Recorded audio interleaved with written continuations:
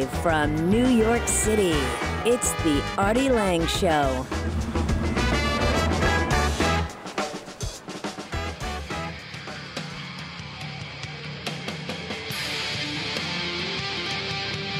Live from the DirecTV studios in New York City, this is the Artie Lange Show.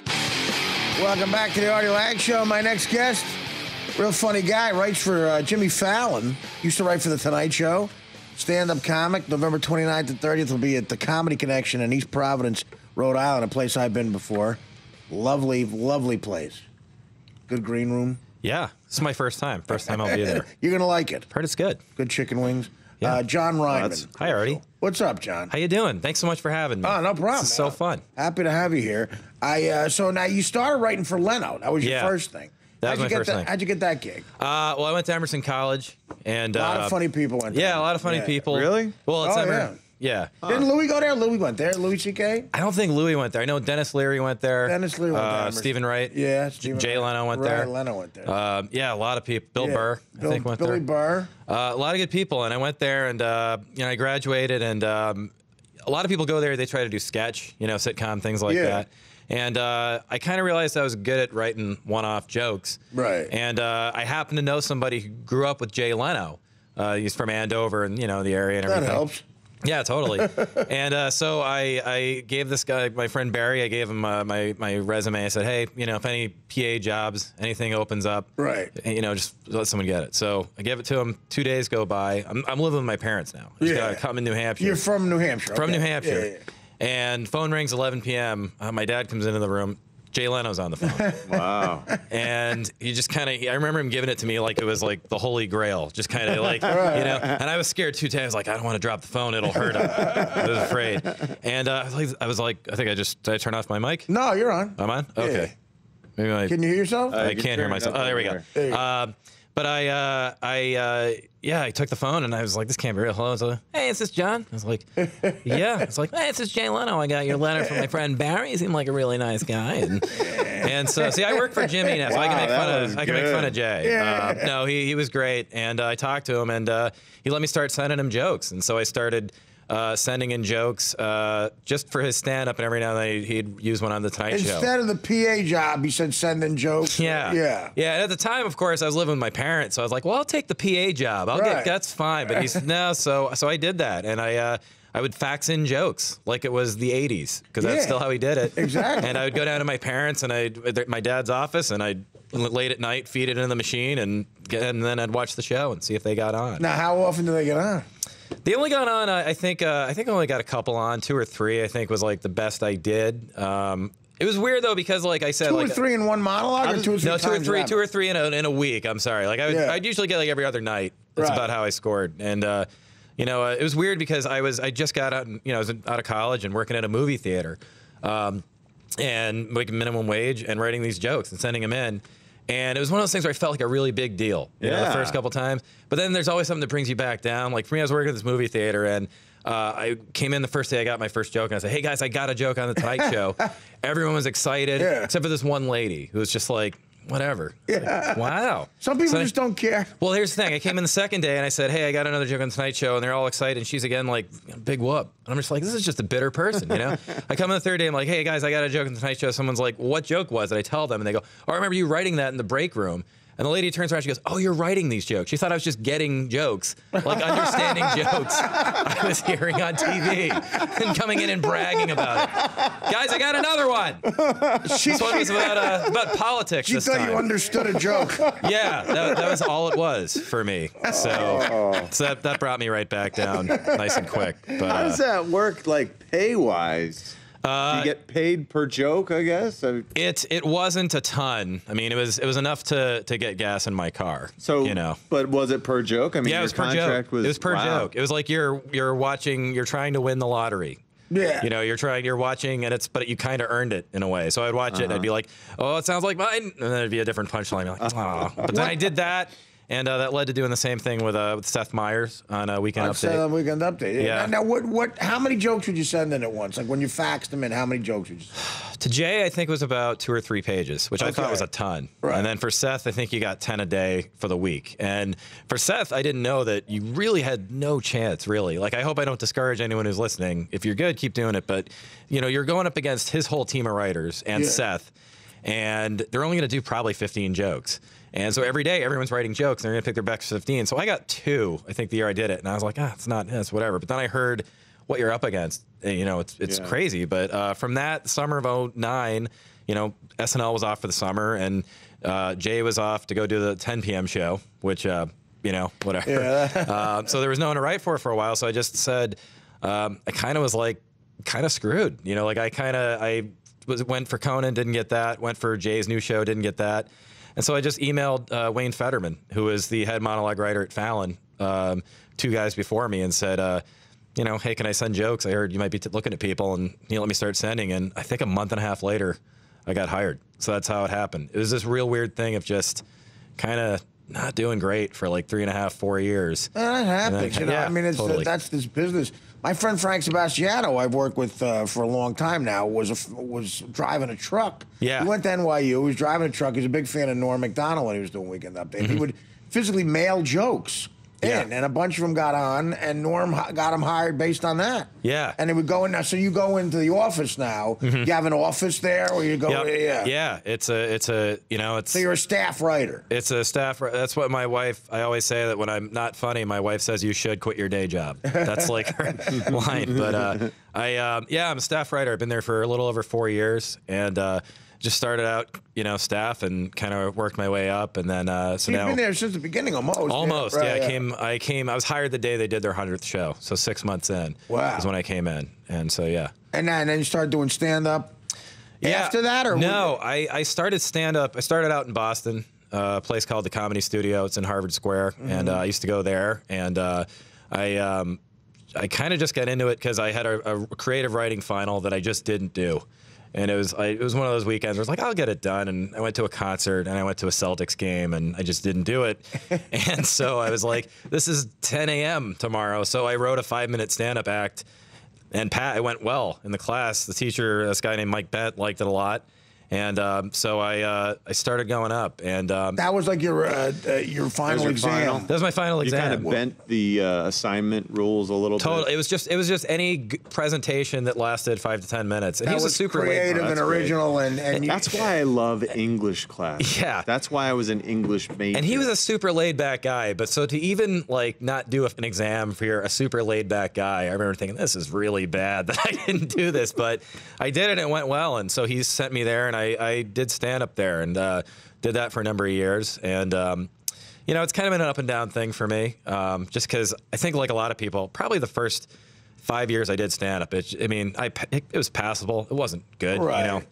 I don't think there's maybe 1 or 2 jokes that I still do from then. And I just look back to the friends that came to the shows, and I'm like, oh, God, I made them come to that. But that's good because you got to, I went through a similar thing, too, but you got to get comfortable on stage. That's half of it. Just being able to have a persona on stage, being comfortable walking around stage, and then, you got to keep writing to get the material up to snuff. But you got to know how to perform, too. Yeah, and a huge help for me, too, is I shared an office with Anthony Jeselnik when he was writing for Fallon. Fallon. You go, okay. And which I was horrified of going in, because I just knew him from Anthony on camera, Anthony on stage, and me knowing myself, I was like, oh, God. I was like going to high school, I was like, I'm just going to get beat up every day. Anthony's a real funny guy. But I went in, and he was the nicest guy, and he kind of got me more interested in it again. And just I learned from him just like, hey, you know what? If you tell it and it works in important places, it's funny. If people like it. So if you have a gig that's somewhere and everyone's asleep, don't blame it on them outwardly, but don't kill yourself inside, And so that's kind of how I got back into it. And even after I took over, as helping to supervise the mono with 80 Miles, he's the head writer, and then I report to him, head of the mono. Oh, AD is? Yeah, I know AD really well. Very funny guy. He's done a great job. And I kind of thought about giving up stand-up again, just because I was like, I don't have time to do it. I wasn't thinking of any jokes. It just was like... It takes a lot of dedication. But what happened was the marathon bombing happened. I'm from the Boston area, and that happened, which, not a ha-ha funny thing, but I was home that week. We had vacation. I was watching it, and it kind of got me going again. And it's weird how it takes a thing like that. It's kind of dark, and it kind of brings it out of you. And then I started working on it, writing some more, and then I'm kind of back into it now. How did that bring you out of it? I'm curious. I think it was just like, there were certain things. Like, my wife called me, and she was like, she called me up. I was just home in the middle of the day, and I was working on something. She said, "Did you hear what happened at the marathon?" And I knew it wasn't a good thing. I know she wasn't gonna be like, "Did you hear what happened at the marathon? They found Amelia Earhart." And she came in third. I knew it wasn't gonna be that.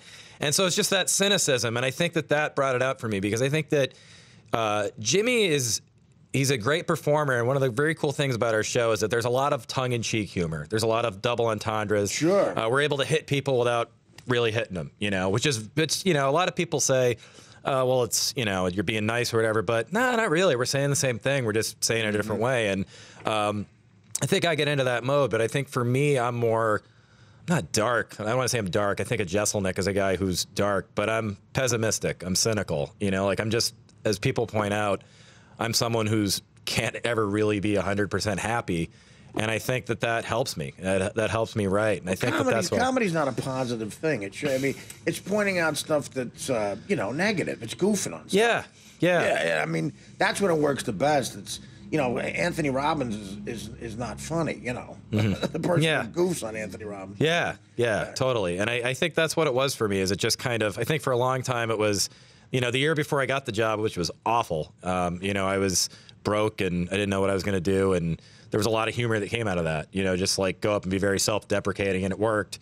But then I think after I had this job for a while, I felt very lucky, and I was married and everything was good. And I think that you kind of fell in this trap. I was like, what am I? I don't want to say I didn't have anything to complain about, but I just didn't quite know what to do with it. But then, it's got to the point where I think just sometimes when you have a job like this and you have a week off, it's very important to find something to kind of latch onto that gets you going again. And you got to make use of the time, because I used to kind of wait and take my time, and then it would be Friday, and I'd be like, I got to be at work again on Monday.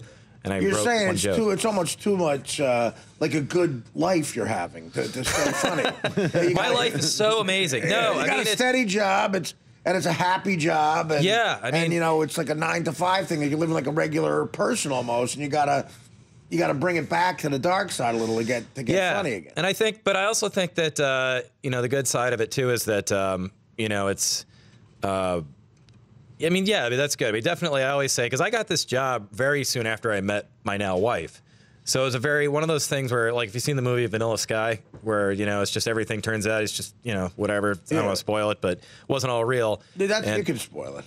It's been 12 years. I'll go for it. It's a dream. But it was one of those things where I was like, it's a little too good. It's like I'm writing for the guy I watched, on Weekend Update, when I was in college, and I'm doing clubs, headlining clubs that I used to go to as a fan, in Boston and stuff like that. So, but I think it's always, things aren't perfect, and you can't be too happy. And that's why when I see people go to LA and say, I don't really like it, I'm like, I kind of get it. I think if you're from the East Coast, you need that. One of my friends has this theory that, especially in the cold weather, it makes you angrier, because it warms up your body when you get angry at people.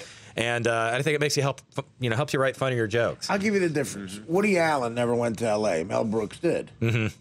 Yeah. There you have it. Yeah, and it's like Mel Brooks' last funny movie was 1980. Well, I liked Men in Tights. But I was in third grade, so. But, yeah, watch it again. Yeah, maybe. But it doesn't hold up like Blazing Saddles. Yeah, no. But that's one of the cool things. I'm glad they're keeping the Tonight Show here in New York. Is that I think Jimmy gets that too. I think that's the funny thing about Jimmy is that everyone thinks of him as a very nice, polite guy, which he is, but he also has a very good, dark sense of humor. And I don't mean mean. No, I know. I've known him. I've socialized with him over the years. He's super funny. He's hilarious. And that's when he's his funniest, is when he's going out. Oh, absolutely. And I think it's having that energy. That's everybody really cool. is. George Carlin was better George Carlin tried to be happy a couple of specials, or happier for him. It didn't work out. It was happy when he was mad at something. Yeah, I was on the side stage for the Oddball tour this summer. So I was there the night Chappelle things didn't go so well. In Connecticut, yeah. Yeah, and he came out seeming happy, and it didn't go so great. And then the next day, with the weight of the world on his shoulders,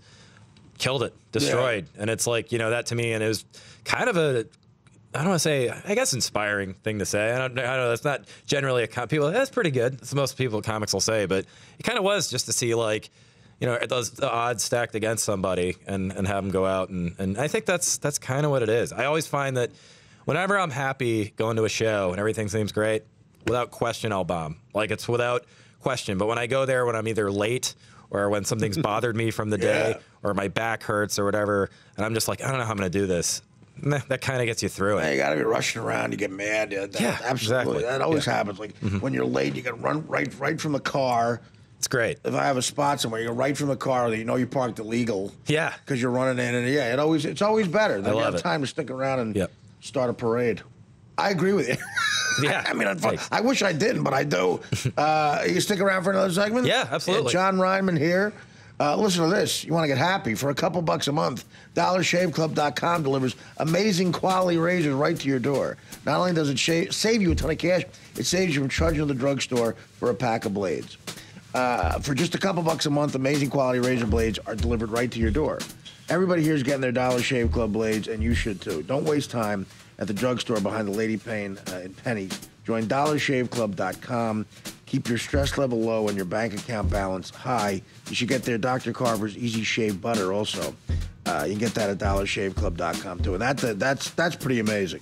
That makes it a beautiful shave. Shave time, shave money, DollarShaveClub.com. Take a break. Back with more Jon Rineman right after these words. The Artie Lange Show, weeknights on Audience, only on DirecTV.